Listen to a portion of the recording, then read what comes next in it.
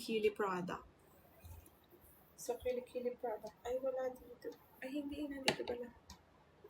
Ayan. So, Kilikili product muna tayo. Ito muna ang dalawang sekreto ng Kilikili. So, ito.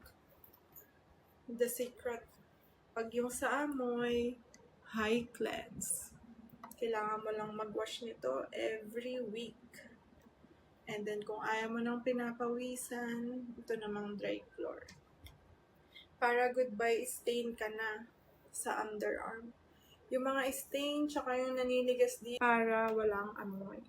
Yan, ito yung dalawa yung combination.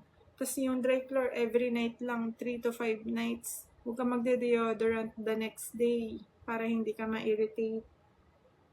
Kailangan maiwasan yung irritation para hindi mangingitim yung kilikili mo.